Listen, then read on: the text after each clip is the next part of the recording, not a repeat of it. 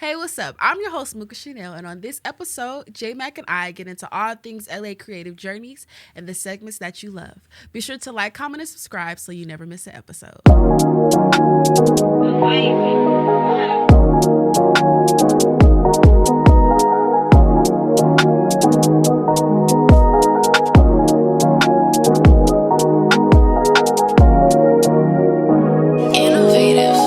I'm your host, Mooka Chanel, and on this episode, I have the pleasure of having Jay Macc in the building. How you feeling? How you living? What's the deal? I'm good. I'm happy to be here. How you feeling? I'm feeling good. I'm excited to have you here. It's like this episode is special because it's like I'm sitting down with one of the homeboys, and I love when my homeboys come up in here because it's just organic, and the episodes be like hella funny, and it just be natural and fun. But we're gonna get into it, Let the people know where they can find you. What you do, who you are.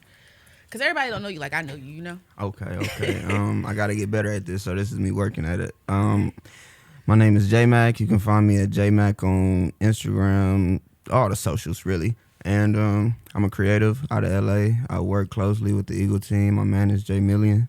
And I dibble and dabble in a little film myself, so yeah. Yeah.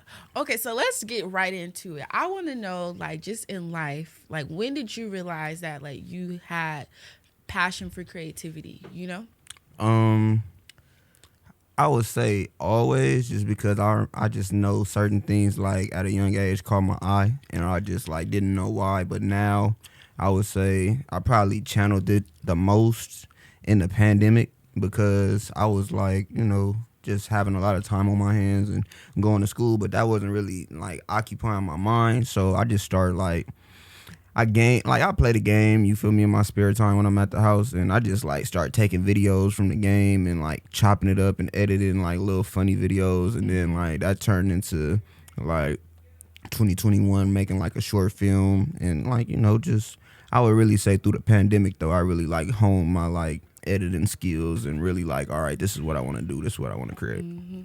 That's crazy because it's you so young but you so old. It's I know, yeah. It's I be forget how young you are because it's you got a old nigga spirit, Yeah, a lot of people don't be believing me when I tell them I'm 21. You feel me? But I'm definitely a young nigga. I try to trademark that motherfucker. Young niggas run. Where do you think that spirit comes from though? Because I feel everybody who's young, but they're more they just have a more seasoned look on life. I feel it's because they be around the old heads, in that game at all times, and it just translates. Hell yeah. Once they're away, because it's you spend that much time. Is that the case for you, or? Yeah, no. Honestly, I feel it just comes from my family. I come from I got a big family, and I feel I just hone in all the things that they try to relate to me, and we have open conversations, and I do actually hang out with excuse me, my OGs a lot. You feel me? And just run them through the stuff that I'm going through, and I'm always open to advice. I don't never want people to feel I know everything, because I know I don't. Yeah. So I just always revert back to whether that be moms, whether that be my grandpa, or just I got a plethora of people to tap in with and get advice from, and I'll be a fool not to use them. Yeah. So I just take what they give me and apply it to my day-to-day life. That's smart. You're going places. If you keep that mindset, you're gonna go far. Heck yeah. Yo, but you be going a lot of places, doing a lot of things. I feel every time I'm tapping in with you, it's you're here, you're there, you're everywhere. And you're doing so many things. You have your hands in so many things. You wear a lot of different hats. And even in your intro, you were saying you manage your artists. Jay Millie, producer / artist. Yeah. Talk to me a little bit about that. How is that for you? How did that even get started? Did it start as you guys being friends, and it just organically grew into that, or it's you always knew that you wanted to get into artist management? Well, honestly, I feel it was really in truthfulness, an alley-oop from my big bro Vic, who's the CEO of Eagle.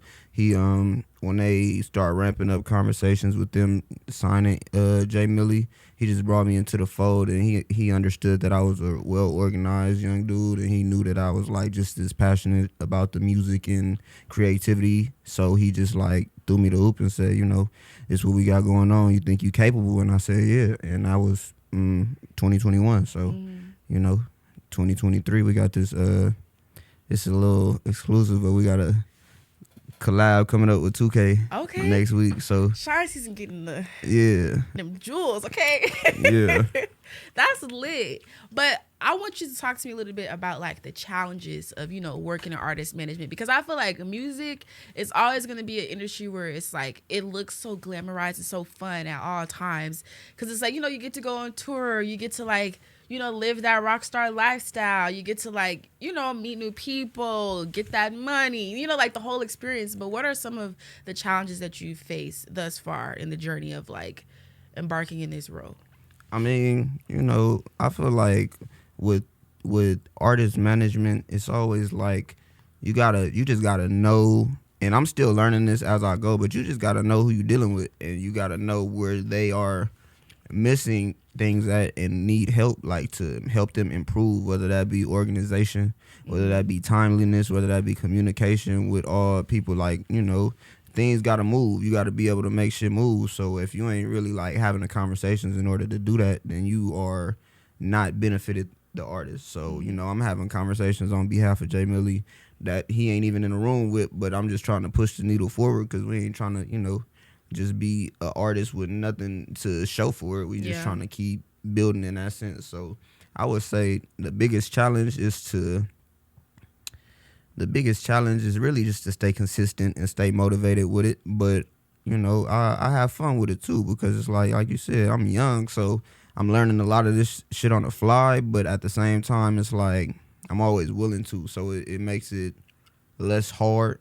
And then I got a lot of people on the team that's like around my age. And then like, me and Sean is close. So we talk about different shit, whether that be like music or just, just trying to get it. So it'd be cool just to flow through rooms and understand how different people work and learn about that through artist management. Yeah, that's cool. I love that it's like a role that you're like definitely growing into, like, and you're able to like identify it and give it a name, because sometimes people just get into like these creative spaces and they're just like wearing so many hats that they don't really know what they do. So like the fact that you're able to identify what it is you're doing so early on, like that's going to like benefit you in the long run, because it's like, you got a sense of direction at this point. And, appreciate that. you got to know where you're going. You do. You definitely got to know where you're going, which brings me to my next question. I want to know, like, where do you see yourself going with your creativity, with your passions, because it's like you do so many things, like you come in here with your camcorder. Everywhere I go, I see you got that damn camcorder. So I know you got some shit in that camera. Like you do so many things. So like, where do you ultimately like see yourself? Like I call myself the hood Oprah, because it's just, I respect that. It gives. Yeah. So like, where do you see yourself going with this? Well, me personally, I'm more so in love with the creativity of it all, like being able to produce music videos and being able to be on sets of music videos, and then to see them going to do millions of numbers. I just recently got some PA credits in the Roddy and Blast video. That was pretty dope. But honestly, just more so expanding in that space, and for the stars, like shooting for the stars, I'd say, I want to be on production, like high productions when there's movies involved, and really like pushing in that aspect. But I'm just building out my resume so I'm reliable when that time comes, like being able to see everything and put together a set on my own, which I just did here recently. And knowing that I can do it, I want to keep building in that space, because I went from like really handheld and learning how to, all right, this is how an edit look, this is what this scene looked like, in my mind, and it's what it looked like out on the camera. So I would say just like creating at a high level and seeing it get to the other side and being able to be like, yeah, I was a part of that. Yeah. That gave me like a lot of pride, just because, people that come from where we come from, they focus on different things. They don't have real objectives. So being able to be on Chosen and, just a few videos per se, and learn and see how people operate, and then have directors actually like, vocally help me out and tell me what they see, and being able to work closely with Direct Dev, who work with Eagle also. Shit like that just make me feel complete, just because it's like, you can never know everything. And the fact that I'm able to be in a place where I want to be around good energy and learn at the same time, I feel like I can't lose. So I'm going to just keep pushing in that atmosphere until I get to whatever movie come to me. Yep. I love that for you. And I love when I see you in your little cameos. I must say, when I see you in the Ghetto Cinderella video, that shit had me weak. I said, what is this man doing outside the goddamn beauty shop? Yeah, they had me popping my shit. Harassing them women. They was like, oh yeah, that's some real LA shit right it there. really is. That's what I'm saying. Like, and I guess that brings me to my next question. Like, just already, like, we've dropped a lot of names of like people who are actually like LA natives, you know, like people that like we probably neighbors or we didn't grew up together or we actually know each other outside of like these industries that we've engulfed ourselves in. So I want to know, what do you think makes this generation of like upcoming LA native creatives unique? You know, because every generation I feel like has a certain spark. So what do you think ours is? I feel like our spark, really, truthfully, I would say Nip. Like, you know, I feel like his passing just like raised a lot of eyes, and everybody just start attacking their craft in a different way and knowing that it ain't like a instant gratification thing. And I feel like that we are all the recipients of that, and being able to understand that it took Nip 10 years to drop an album. You feel me? And understanding that it take time to really perfect something and really have something worthwhile, really. So I feel like the creatives that are coming out of LA now are just like fearless. You feel me? And they just like, I love that. I got an objective in mind, so I'm gonna attack it and just make sure I see to it. Like, one of the creators I really respect out of the city, I was just kicking it with A. Brims. That nigga, man, he got the hats popping, and you feel me? I ain't never seen somebody selling hats at such a high velocity, but that nigga be having people standing outside the Fox Hills, nigga, 3 a.m. waiting for some hats. And that's just like, nigga, my age, 21, out the city, really putting on. So like shit like that, that's, you gotta be fearless for that shit. You can't let anybody else objectives for you, just like, you know, you really just gotta set your goals, achieve them, and then set some more. So I love that. I feel like everybody out here is doing that, you included, 1K included. You feel me? All the young niggas, because we see each other not as competition, but it's just like, you know, we got to be able to expand in our crafts it's community. Too. Yeah, people challenge you, inspire you to be better. That's what everybody need.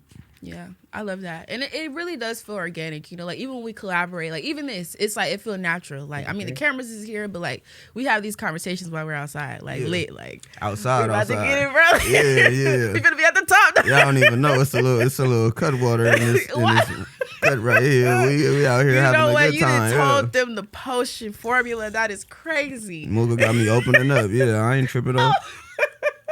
Yo, let me take a sip since you want to tell everybody. I'm at you. Yeah. Yo, but I've been doing my research on you because, you know, that's essential. And I know that, like, you spoke on, like, Friday being, like, a big influence for you. Like, that being a movie that, like, sparked a lot of shit for you. I love how you broke it down about, like, how, like, growing up, not having cable, like, when the cable was off sometimes. And, you know, you got that collection. You got that go-to movie. You know, you got that collection of, like, the the shit where it's like, bro, cable off, let me pop in the DVD. And I was a household where it's like we had like rows and rows and rows of DVDs. Sure. Like we was the family, like, you know, like how they used to sell the DVDs like in the cart. They still do it sometimes at like a random Walmart or shit. But like, you know, that used to be a thing, like $5 DVDs and shit. Like my uncle used to be the CD man, DVD man. So I had all the shit, you know. My papa used to get all the bootlegs from the Food for Less right there. That's what I'm saying. It's a culture thing, you know. Yeah. So I want to know, like, what are your top 5 movies in your DVD kit? Damn. LA movies though, specifically. Oh, okay. Since, you know, we take pride in being natives. Okay. For sure, Friday up there. Don't Be a Menace to Society. I mean, no. Menace to Society. Okay. Them is 2 different movies. I'm tripping. The cut water got me tripping. Dang, what's another good one? I would say Straight Outta Compton, the documentary on them. That was pretty dope. That was one of the first things to really inspire me too, to be like, damn, you feel me? I want to leave a little legacy behind like them. Mm-hmm. What's another good movie? Damn, I got 2 more. Yep. Dang, why I'm tripping right now? All right, I'm gonna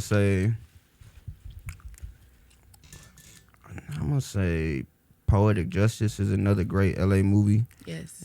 Tupac definitely did his thing in that. What's my last one? Boys in the Hood. What I'm That's tripping real on? solid. That's very fitting. You feel me? For sure. That is very fitting. My bad. I was tripping for a second. Like, dang, wow, what I'm missing? Yo, you want to know mine? What's up? Go. Yeah, shoot. Let me break it down for y'all, okay? Because mine is very unique. I like the ones that like people overlook, and I'm starting off swinging, coming in at number 1, Aquila and the Bee. That's right. Okay, I fuck with Aquila and the Bee. I saw that boy's mama help him out. She was saying jig.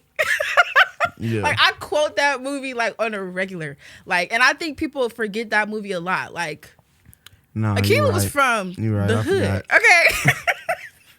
Okay, she went to Crenshaw Middle School. Okay. Hey, but she won that spelling bee though. Right. Okay.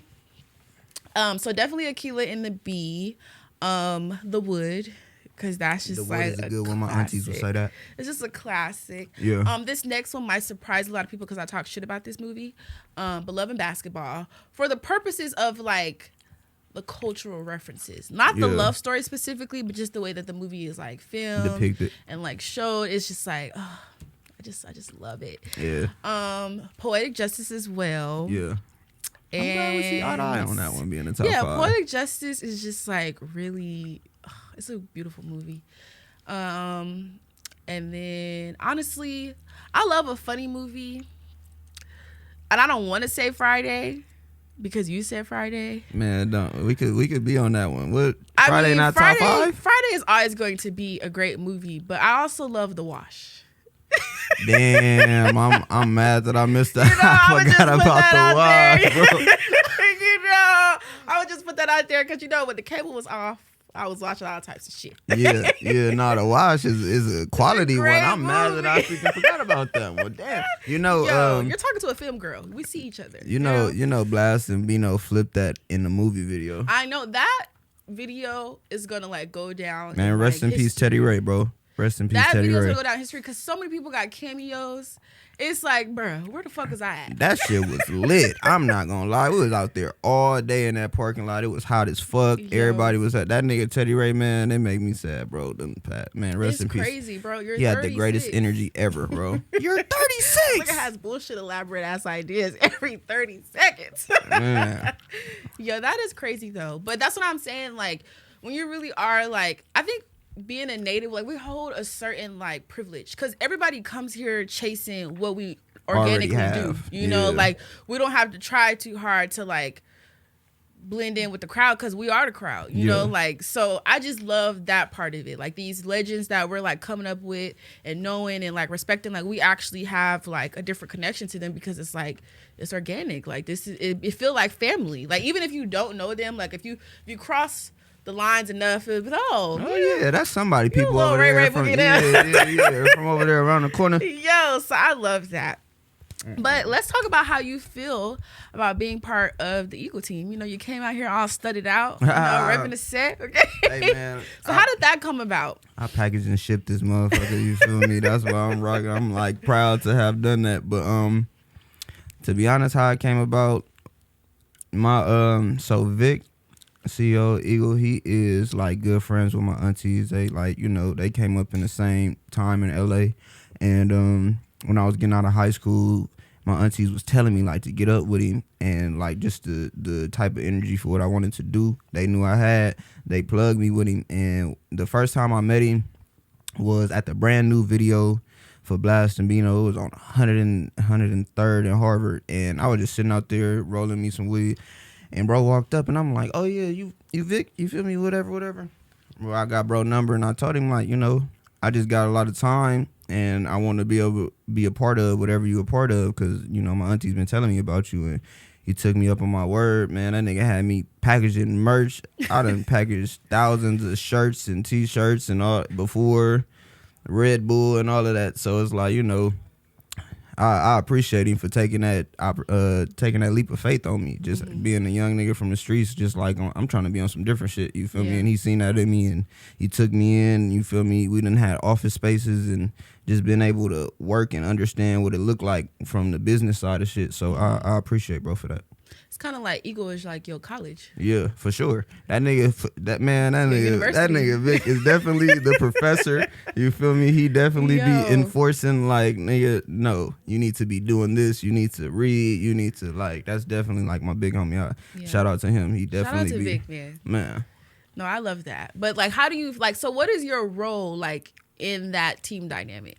So right now, I'm Jay Millie's manager. That's my full-fledged role. I'm an employee for Eagles, so whenever they call on me to make a move, whether that be for a blast situation, a concert, or whatever, I done been the Eagle at Dre's when he brought out fucking Bino and Larry June. I done, you feel me, drove to San Diego for the show just to be a part of production. Like whatever they call on me for, I'm gonna pull up, and it's been like that for the last few years, and it ain't like I don't never feel like they leading me wrong, so I just always keep that in mind, and they make sure I'm straight for it. So it's a flexible role. Yeah, like so we got to be able to like adapt. Yeah. How does that work? Like, is there ever a time where it's like you get called into work and it's like, what if you got a little and it's like, bro, nah, the gotta go to work. The gotta wait. The gotta wait. Are you like, what if like you're doing something like I don't know at a doctor's appointment or something? You get that call like. Because sometimes stuff is so flexible. And I'm saying this because, like, as a creative, when you're doing it full time, I want people to grasp the understanding that, like, it's not always just, like, party vibes, Like, you have to, like, have a schedule and, like, follow it. So it's just, like, I'm asking because it's, like, how do you deal with having to manage, like, the flexibility of it? Because I kind of sometimes encounter that with myself. Like, because I'm doing, like, the juggling between, like, corporate America and also like the creativity and like trying to balance them both. So I know the struggles that I have, but I want to know like how you feel like doing it full time, like on a freelance type of vibe. Well, I feel like you don't really have set hours, Yeah, no, I mean, well, we do have set. Well, me myself have set hours. Mm-hmm. I have to go to Red Bull 2-3 times a week and just have meetings with the Red Bull team and just like politic with them on what we about to do. But I would say that honestly. The gotta wait. I always be about the business first because I know this is gonna put me where I want to be. Mm-hmm. So really, I just commit to it. I feel like this is what I'm going hard for. This is my college, like you said. So I just like I delegate my time wisely. I got a lot of family, and I'm actually from the city. I stay in the city, so it's like everything that go on is not nothing but 30-40 minutes from me. You feel me? Even if I gotta go to the valley, that's not. You feel me? I ain't tripping. Too crazy. It's like if I know it's beneficial and I'm gonna be able to get in there and politic with somebody, meet somebody new, or just be in a space that I ain't been in, I'm gonna take the jump and be like, fuck what I was doing. If it's some money over here or it's opportunity over here, I'm gonna make the move. Yeah. Everything else gotta wait. That's how I've been for the last few years. You feel me? It's just like the partying and the girls and all of that shit, that's gonna be there. But the opportunity ain't. So I love that you have that discipline because everybody doesn't have that, especially like this young. Everybody's not thinking like this. Don't get me wrong though. I still be out there. You feel me? Like when they have some shit going on, I'll pop out and vibe out. But at the same time, it's like I'm always the reason why I be like on my young nigga shit is because I'm always the youngest one in the room. You feel me? Everybody on the team is like north of 25 for the most part. It's a few people my age, but I'm still the youngest. I'm younger than Jay Millie. Mm-hmm. Shit, Jay Millie's a month older than me, but I feel like I got something to prove. You feel me? And I got goals that I want to accomplish. So I never want me being the youngest one in the room to affect the way people look at me. Mm-hmm. You feel me? So I just always like keep in mind that I am the youngest one in the room and I have something to prove. So I got to hold myself to a high standard. Yeah, keep that energy. It's gonna take you places for sure. So, speaking of going places and seeing things and seeing faces, okay, you be on the go. Like I said, when I tap in with you, it's like, oh, I'm going to Amsterdam tomorrow. I can't make that, but if we can cross calendars, I might be in the city, So, you be on the go, and I want to know, like, what has traveling the world and, like, getting those experiences taught you about yourself? Because for me, I feel like traveling and, like, leaving where we're from, because it's such a beautiful place, sometimes people get, like, I don't want to say trapped, but it's like you get comfortable in the palm tree, you know? Like, so it's just like, what has traveling and, like, seeing different sections of the world taught you about yourself? Well, first off, I want to say going to Europe was all on the sake of Vic. Shout out him again. But I would say that truthfully, traveling, especially to a place like that, like Europe, it's different when you're in the States. But when I really was out there, not being able to read shit, not being able to like really understand what people were saying, and just like it's just us. So we just out there floating around.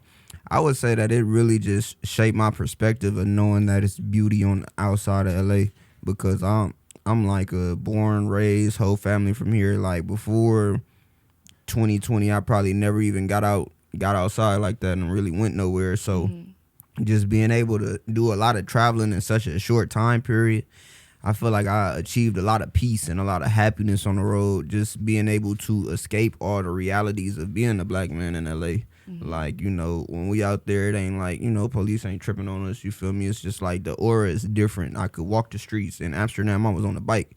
When I went to go see the Eiffel Tower in Paris, I was on a bike. You feel me? I can't do that out here. And being out here now, realizing that, it make me realize that I do want to travel more and be in places where I feel uncomfortable, because that's where I have the most peace. Like, I just went to Utah not too long ago, Alpine, and it was just so peaceful. It was deer in the backyard, snow in the mountains and shit that I never seen. And although I'd be culture shocked about it, it made me realize that I like peace and tranquility. Like, you know, LA is a lot of helicopters, cars speeding down the street, bikes, music, dogs barking, all type shit going on outside. When I was in Alpine, when I'm in these places, we go outside at night, it's quiet. It ain't no noise. It's crickets. You can hear the birds. You can hear the lawnmowers and shit, like shit that I have never experienced before, because I've really been out here my whole life. So I would say that it just made me realize that I want to be away more, but not like I don't love LA because this is where I come from. But it's really like, nah, I could really go to London and enjoy myself and not have to worry about what I had to worry about when I'm at home, you know? Yeah.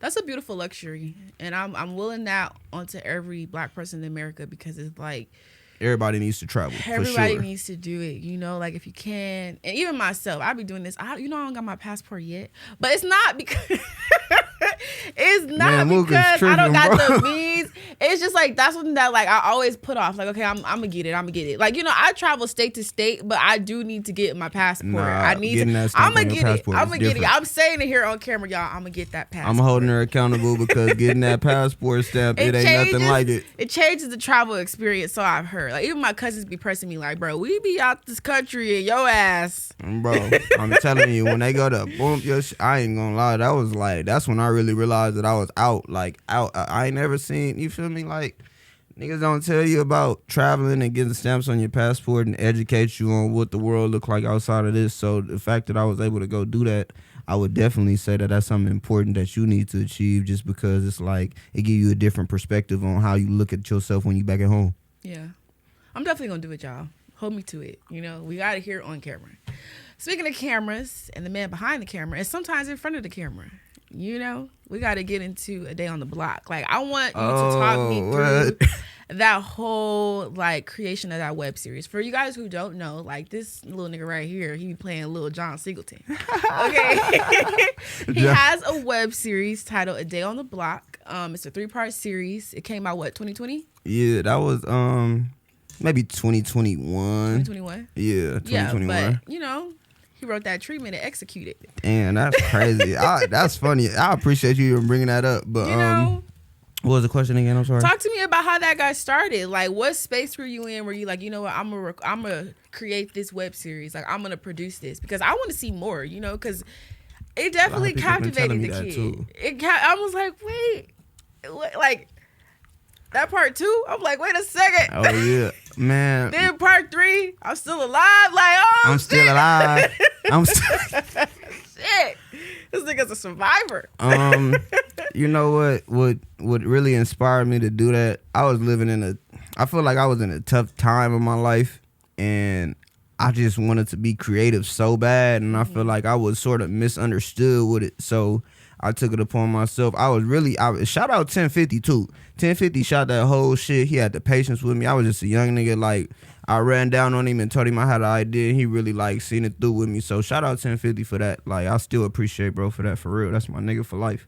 But my creative process just came from the stance of like, you know, I watched Friday a lot growing up. I always, even still now, I feel like I could do better than A Day on the Block. But that's why we need more of it. I know. See, I gotta hold myself to that. I'm saying it on camera. I'm gonna get right. Right. We being held accountable today. I just been being an adult. You feel me? Trying to learn how to be an adult. So I can't just, you know. But it's cool. I was just like in a tough spot. I wanted to create. You feel me? I met 1050 at a shoot that we was doing for Eagle Ford. This jacket, as a matter of fact. And I just ran down on him, told him I had an idea. I wrote it all in a notebook and just was like going through it with him and like just letting him know how it was really a run and gun type ordeal. But my inspiration was just like how I felt being a young black man in LA, and just like, you know, having to go against niggas that might be trying to kill. Like, I ain't got no beef with nobody, but still, like, that don't really exempt you from being a part of the streets. Like, if a nigga come down and see you and feel away, it's that, and you gotta match the energy. So I felt like that, and you know, like I said, I don't gangbang. I ain't with none of that shit. I really be trying to get money and delegate and do my thing, make my family proud. So I was trying to really voice that in that, like, you know, I don't gangbang, but I'm still not exempt from getting shot at. I'm still not. I done been shot at. I done been in spots that I never go back to. You feel me? But I just wanted to put that in my mind and channel that into something that people that come from what I come from could understand.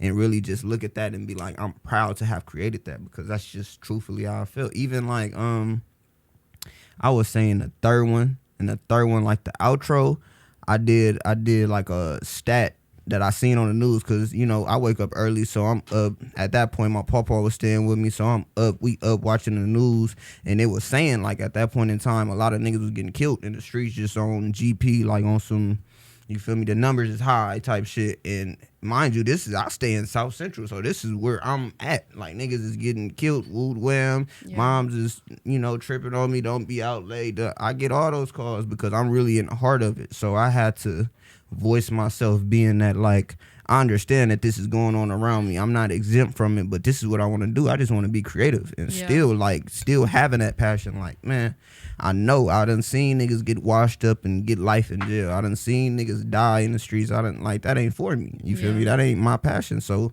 I just wanted to create about it instead of like crying about it, feeling sad about it. Like, nah, let me go really write this shit down, tell 1050 what I see, you feel me, and execute it. And I feel like we did that because, you know, I really don't think too much of a day on the block no more. So when people bring it up to me, it's still like pretty cool. Like, that's the cool thing about creating, you know, like once you create something, like nobody can take that away from you. Like, even if you forget about it, you know, like it's evergreen. That's what I love so much about being a creative. You guys definitely check it out, because I feel like that web series, it definitely just depicted like the real true, like regular schmegler LA native experience. You know, like it happens so fast here. And like when I was away from LA, I would always try to explain like gang culture the best way I knew how to people, like, because it has such like a negative connotation, and I get it, like people actually lose their lives, things actually happen, but like the real history of it is just like us just trying to like feel some ownership of something out here. Like people really just trying to like own their block in a way where it was more aggressive, but like the real true spirit of it all is really just black ownership. Like, you know, systematic things and, you know, violence, and, you know, we can get all into that, which is a whole nother episode for a whole nother day. But I just love how you broke it down. Like, it's really that simple. Like, you know, and even I don't want to spoil it for y'all, so y'all just definitely make sure you check it out, because it definitely will have you on the edge of your seat. Like, what? Like, how did, like, what? So yeah, check that out, because I appreciate you bringing that up, Mooka. That's tight. Yeah. The guy was like, you talk about all this about lifting a brother up and lifting this up and white supremacy and what you do for our people. And then the first thing the brother said was, but your fiance was white. And I'm sitting there like, how do you talk about how much you're uplifting and how much you're going for black people, but that's not necessarily what you're even looking for? Well, first of all, paging Dr. Umar, damn. Well, let's address it. And let's not skip a beat. So I would love to know how you, Envy, know what I'm looking for, because we never had the conversation. I don't know. I'm telling you what people are saying on comments, what I've read, and I'm talking for them. I'm not a bus driver. I'm speaking for the average person out there, because I feel for them, because the bus drivers and the average person are what keeps these lights on here on the Breakfast Club. That's right. They keep me booking shows. Nobody is saying, okay, first of all, this is not about you booking shows. I'm just telling you how I feel. So when you shit on the people that first of all, ride with me, Envy, you're dead ass wrong for framing it as me shitting on them. You don't think it was shitting on them? I know it. First of all, I know it wasn't. I think what you're saying right now is irresponsible. I think what you're saying is irresponsible. Do you listen to the calls, how people feel? I think what you are framing right now in this moment is highly irresponsible. Because I'm going to, if you listen, I'm going to tell you. Because if you were to listen to all of the full Yana interview, the full sidebar, the full episode of Holding Court, nowhere in any of that commentary did I say a cross or negative word about the working class of Black America, of America broadly, or Black men. So, Envy, this is where we're different. My primary focus and goal when I do what I do in the world is not to protect feelings. I'm going to be candid with you. I understand it's clear from the energy that there is an emotional attack that you felt was on Black men, the working class, and Black America. I'm going to hold the space for the hurt feelings around that. But more than I care about hurt feelings, I care about providing my people with facts and information that say that the current way of life for the majority of Black Americans is not serving us. I'm going off of the data and the facts. That is, I am not okay, and I don't think it's okay, that the vast majority of Black Americans, again, overpopulate, disproportionately occupy spaces that are not ideal, that make us vulnerable. I talked about the COVID, that make us vulnerable to death, disease, maternal health, all the things that y'all all talk about on this show every day. Now, if y'all are okay with the current positioning of Black America, that we are the lowest income, the lowest home ownership, the lowest educated group, then so be it. And let's just stop talking now and keep on going about our business. Envy, I'm not okay with it. So that is why I said what I said about addressing the bigotry of low expectations. It's the bigotry of low expectations is the reason why I have to submit that Black men are now going to HBCUs and college and generally at half the rate of Black girls and women. I don't think that's okay. Shouldn't we address the system that put us in these positions? We are addressing the system, but first we have to name it, Charlamagne. See, that's where people's feelings are getting hurt, is the fact that I am naming it. I am saying that it is not okay to bring C's and D's to your home and then expect to go on to higher education and acquire a higher skill set. And when you say that, that is hurtful to people, Envy. I'm acknowledging the pain. But somebody has got to start telling the truth to our people. And some of y'all wonder why you get the political representation y'all get, because some folks would rather hear things that make them feel good than understand and hear the things that are the truth. So let's talk about average, mediocre, and typical. Because a lot of people felt a way about it. Well, I looked it up. I did the service of pulling it up out of Merriam-Webster. So this is not Ebony shitting on anybody, Envy. This is simply to say when you do something average, by definition, it is of typical value. It is normal and it is standard. When you are regular, normal, acceptable. When you are mediocre, that would have people real hot. It means ordinary, medium, commonplace, and moderate. And the bigotry, don't forget the bigotry of low expectations. I'm going to get to that. That's an academic study. Okay, so those of you that think that's George W. Bush, go do your reading. Go do your reading. But let's talk about those words, Charlamagne. Nothing in there says you ain't shit. Nothing in there says it's bad or low or beneath. They've applied the negative connotation to That's a projection, and I'm not going to stand for it, because you need to be honest with the actual semantics in which we are talking about. So when you say regular, hardworking, everyday people, Charlamagne, that is rhetorically not any different than me saying average, mediocre work. I not disagree, the individual. because those words can be weaponized. So we got to get into Fresh Out the Press. This is the segment where we get into it, right? And it's that time of the show where we get into what the hell is going on. And I know y'all just saw that clip. You seen it? Yeah, I seen it. Y'all seen it. We all seen it. So let me break it down for y'all. Basically, my girl Ebony Williams had a little debate, a little educated conversation over her hypothesis, her educated guess, her educated statement. So basically, my girl Ebony, she was on Iyanla Vanzalt's platform, and Damn, she that basically, name is crazy. We're going to respect our elders, okay? See, look, that's why I said old, young nigga. These young, they get to act it up, y'all. Okay, we gotta watch. I'm sorry, Mooka. We gotta watch this nigga sometimes because he gets to doing things, but. He gets to do the things, but basically, that clip, they just get into Ebony. She made the comment of like she'll never date a bus driver if he's not the owner of the bus company. And I just want to say, I know that the bus drivers out there are tired of like this unprovoked slander, because they weren't doing anything. They were just doing their jobs. And for the past couple of weeks, the internet has been going back and forth, in these Black Twitter streets about her statement. A lot of people found it offensive because, like, these people, these essential workers, essentially, that we're talking about, like, these are kind of like the people who are, like, moving the community in a way. So how do you feel about that statement? Like, how do you feel? I'm gonna put my shades back on. The fact that she ain't gonna date a bus driver? how do you feel about her statement basically saying like that it's in this particular clip about how like black people sometimes settle for mediocrity? Honestly, I feel like being a bus driver is not mediocre just because somebody had the intention and ambition to go create a career job where they could provide for their family. That might not meet the standards of the next person, but at the end of the day, those bus drivers go home and take care of their family off that check. So I feel like, you know, you just got to respect people. And I mean, her standard might be set high like that, but a bus driver is a win in somebody else's eyes. So, you know, she entitled to her opinion and to each his own. But at the same time, you got to have that respect for people who are just on the grind, you feel me? Because there's people that drive buses, there's people that, you know, pick up trash, there's people that do X, Y, and Z, but they doing it for a cause. It ain't like that was you don't know if that was their dream or they calling, so that if they fell into that, you can't knock them for that because they doing it for a purpose. I wouldn't think that anybody would be having a job without a purpose to take care of their family or their own self, you feel me? So I love that you broke it down like that because it's like that is a valid way to look at it. And I love the way that she broke it down as well because it's like when you take a step back, I feel like even with her breaking down like the word, but I feel like an attorney or something. She is an attorney, but like as black people, we need to like that's what I'm saying. We do need to set better standards for ourselves.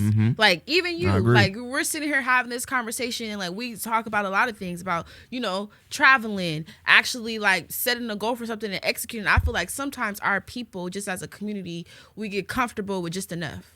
Like I'm not saying that being a bus driver is bad either, and I'm not saying that the essential workers are a bad idea either, but it's like when you look around sometimes in certain rooms and it's not people that look like us doing jobs that are also essential or like maybe a step above, and it's like what certain jobs and certain opportunities can grant you just in life. It's like we do sometimes need to like aim higher, like because I think sometimes we settle. Sometimes it's like, girl, go ahead and get your guard card. If you can't find a job, and just go do the security thing, and which is not a bad thing. It's a hustle. It's a hustle to that, But it's also too like that's what I'm saying. Used to like you gotta like it's a fine line when it's like when you're just trying to survive and when you're trying to thrive. So I think like conversations like this are important because sometimes when you're just in certain environments, you don't even have the time or the luxury to think about what else you would want to do if you wasn't doing this. Right. So I think that's really what the conversation was sparking. And it's just funny sometimes because sometimes in the black community, when you bring up certain topics, it's like we don't like to hear it just because it's like people automatically take offense instead of just sharing dialogue, you know? Which I think is important. Like you said, like we all like the thing. It's like mediocre is average. Like it's easy to know somebody who drives for the metro. Like, and it ain't nothing wrong with that. But it's like as a community, can we start knowing the people who fucking own the event space? Like for example, black people love to throw a party. Yeah, true. We love a party. Why we always gotta go on Airbnb and Peer Space and begging them people? Why ain't a center, for us to go to? So I think like conversations like this for the culture, they're important. Yeah, because it's like it gets people's mind to being like, hey, when you really break things down and like just share a dialogue and really like share perspectives, it's like what I can start living a little better. Yeah. I can start aiming a little higher. I agree. Yeah. Hell yeah. Yeah, but y'all definitely leave a comment. Let us know what y'all think. I want to know. Like I want to spark the conversation because even on platforms like mine, I don't ever want it, even with presenting like things like hot topics and stuff, I don't ever want it to not evoke thought. Like even if it's a silly thought, I want people to like walk away with like, that was more than a podcast. She wasn't just trying to click in and clickbait, Like you have to spark those conversations to uplift our communities because they're important, Yeah, man. Yeah, shout out to all the bus drivers out there. Shout out to my auntie who got them in MTA. The essential workers. That's what I'm saying. Like they move our world, but it's like also we can also move our world in other ways as well. We don't want to disregard that. So, yeah, for sure. So let's get into the alleged streets. Okay, allegedly. Oh shit! This sounds allegedly. This sounds spicy.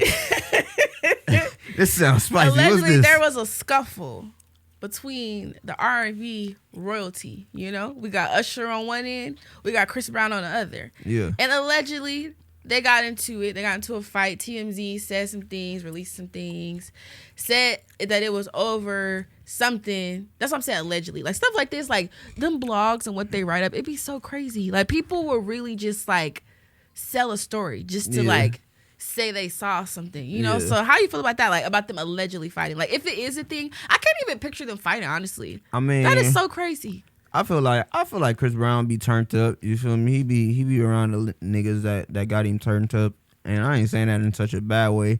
And I don't know, you know, it's all alleged. He say, she say. But I'm gonna say this, you feel me? If two men got down and scuffled and got it over with and it's over with, then it should just end there. That's what I was raised on. Like, nigga, we fighting back and then it's over. Like, you know, unless it's something you want to speak on, but they ain't speaking on it, so what we worried about it for? You feel me? But it be like people be blowing it up. Yeah. Jokes like, and giggles.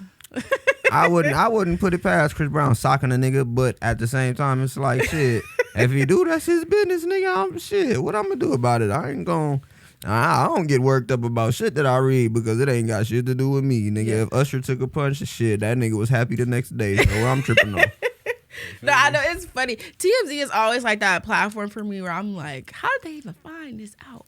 Yeah, they be thirsty.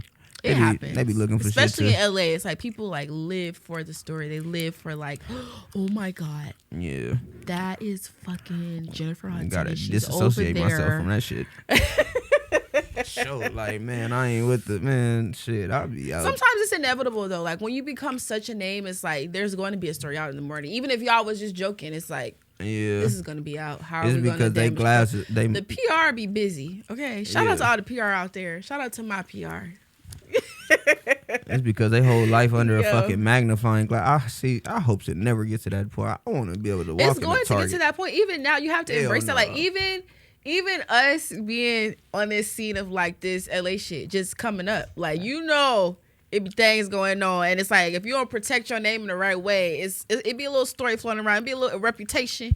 All they gonna hear about Jay Macc is that he probably got with one of their homegirls. They ain't gonna hear too much not about you said me. it on camera, baby. I admit to nothing. Whatever you heard about me, why are you speaking about me? You feel me? You feel me? It ain't no shit. They can't claim me though. Why are you speaking about the queen when she ain't around? When she ain't in real. town? What you got to say? That part. Okay, because I'm that type of person. If you can't tell me who, what, why, and where, why did you even bring didn't it to my doorstep? It didn't happen. I don't know. could've I don't know kept that lady. I don't know her. She talk about I'm me. sorry, I do not know that man. Yo, have you heard about the writer's strike in Hollywood? How it's like... Nah, what's that about? So, and it's crazy because I remember like now we are really adults now. Because I remember like hearing about like writer strikes in television growing up, like when it was like around the time like when it was like a recession and shit. Well, we are technically in a recession now, but we don't like to admit that. Yes, you all hear all these layoffs and fucking everything is expensive. Everything expensive as I mean, what they say, if Jesus paid it all, why is it so high? Man, you know, I just Why be am I moving paying? around shit trying to make more money. I don't even be worried about it. Fuck, it's a recession, but you still need money to You survive. still need feel money. me? Fuck. You still need money to be in a recession. Yeah. Like it doesn't stop. Like, how It's the fuck it's does that highs work? and lows to the money shit, but essentially, writers in Hollywood are on strike right now for their wages. So that means when writers or anything in union that goes on strike, that means it comes to a stop. So like some of your favorite shows have come to an end right now. Like for example, like a P-Valley. I don't know if you're into that. I fuck with me. It was a little. No crying it at got the a little paint, crazy, and also no but writing at the paint until you sign that check. So that just means right now they're striking until they like come to an agreement about like their wages. But that also means that it's a break in the writer's room right now. And as a creative, like how does that make you feel? Put me in there. What you mean? What that make me? You write for free? Put me. I ain't. Hell yeah, You write for right. free, but how would you feel about? Because I'm getting paid on the back end. You feel me? Like I ain't But going. but peep this. How would you feel about artificial intelligence being a threat to your job at this point? Because now people feel like they could just create a system in code, and it's like that can write you a script. Nah, I ain't gonna lie. Just being a nigga that want to create out the city and seeing the things that I see and seeing the beauty in the things that I see in my culture, it can't be nothing that can recreate that the way I can. So I mean, you know, the AI is whatever it's gonna be, but I'm gonna keep creating, and it's gonna be more authentic over here. It could be whatever it is over there. Like Hollywood, once you get to the Hollywood level, shit get weird anyway. So I don't never want to Hollyweird. get there. I want to just be able to express myself freely and see, like, make people understand the beauty in classic cars, which my grandpa does in a backyard in his house in Compton, and understand that people make music and can really turn the page in their life and start making money and just like shit like that. Because it's not nothing that AI can simulate or create. Like niggas really, I've seen really genuine stories that I feel like I can expose and really like tell in my own way. So I ain't worried about that shit. But if the writing room is open up in Hollywood and they looking for an LA nigga with an authentic perspective, man, tell them to get with me. One thing about it, he gonna shoot that shot. Man, for real. Shout out to all them writers. Yeah. Which brings me to the next segment. Man, pay them people. Pay them people. Yo, we gotta get into the next segment. Okay, you finna go on strike. Nah, I ain't going on strike, but pay them people shit. Yo, they write up so, everything. P Valley. Know, the I am a girl about the looks. You know, I love the fashions. I love a statement. I remember one time you were like, Mooka, you gotta get into styling. Bro, Mooka, hey, listen to me. Where the camera at? Look, Mooka will pop out fly as fuck, and then I tell her to go style somebody. She get to laughing. I'm not playing with you, bro. Go do what are you doing? Like, that's free money. I know stylists getting paid $500 for 3 looks. Put me on something. Come on, man, do something. Let's make something happen. I just love fashion. I love the looks, and I like to do the research. A big part of fashion is doing the research. And I'm really excited to talk about this because Crenshaw Skate Club has announced and released the fact that they have a collaboration with Jordan. So they have a shoe. That's hard. Yeah, it's man, like you got a picture? We could pull it up. We could pull up the flick. You know, we could pull it up. I love it.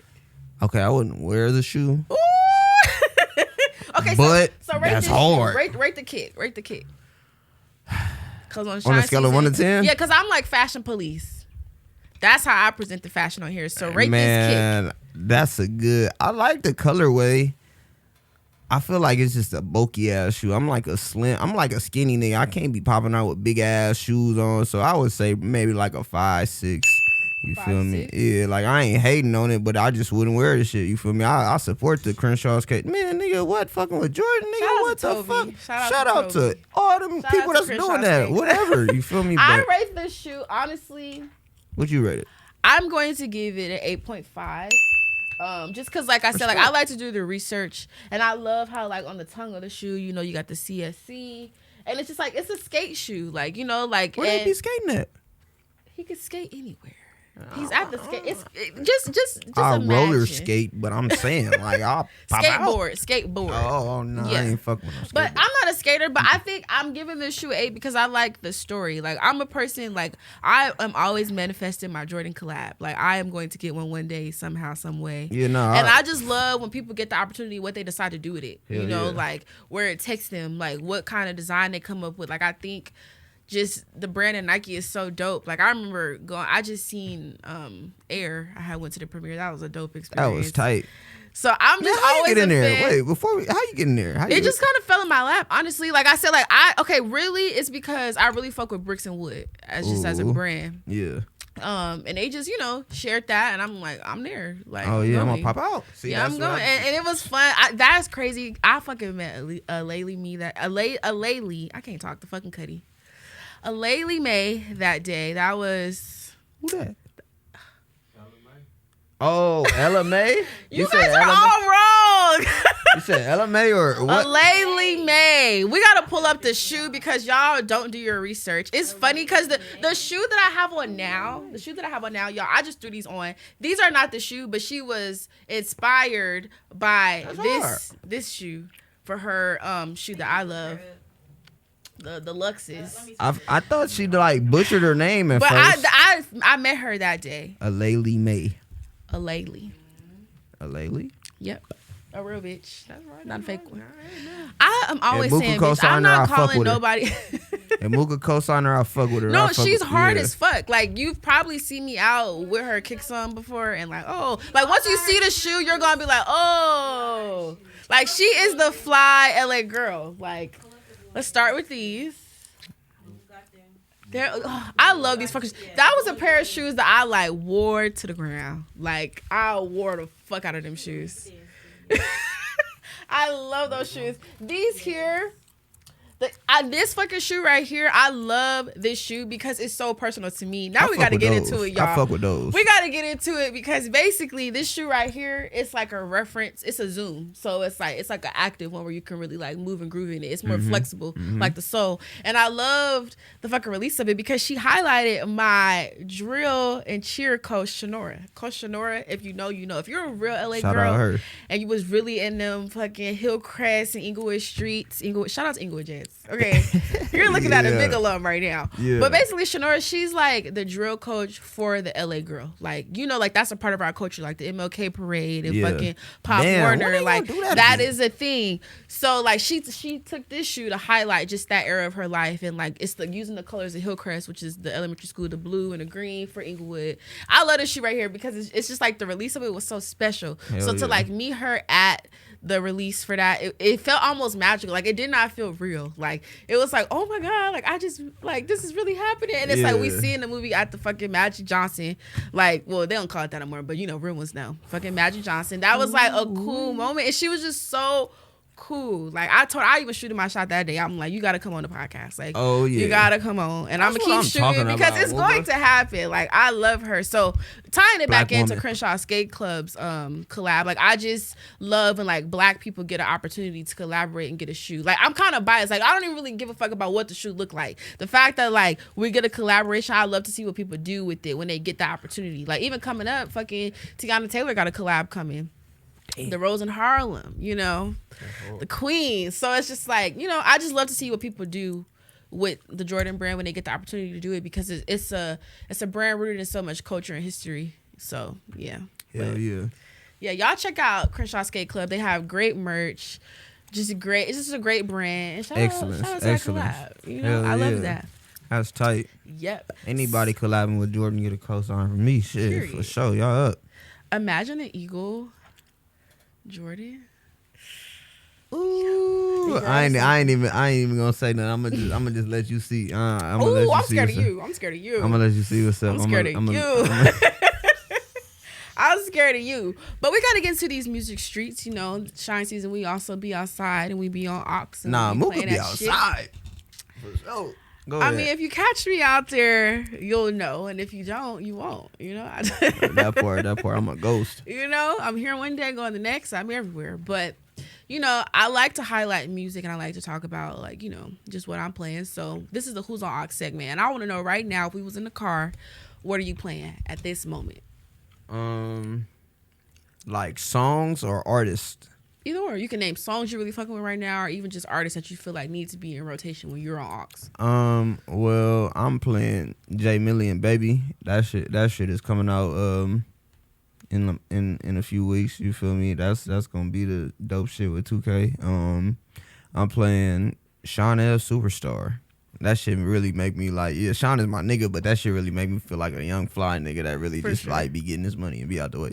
Shout out to that Know the Meaning EP. Yeah, I'm playing, I'm playing some West Coast shit. I'm playing, you feel me, anything from Ice Cube to Roddy to Bino to Blast to fucking, G Perico, like any nigga that make me feel like ambitious to get up and go get some money.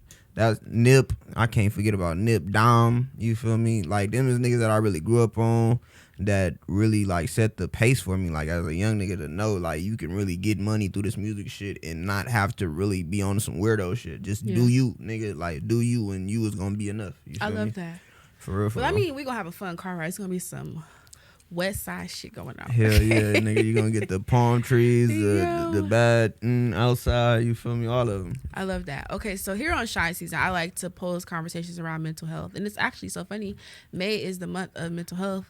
And we're getting into the self-care segment. So I want to know, like, how do you enforce boundaries in your lifestyle for your mental health? Man, you know what? That's a crazy question because I'm really trying to get better at it, and because I'm sort of, I don't want to say I'm struggling with my mental health because I've been working on it. Like I understand things that bring me peace now, but at the same time, I feel like like I said, I feel like happiness is like a moving target. You got to understand what season of your life that you're in.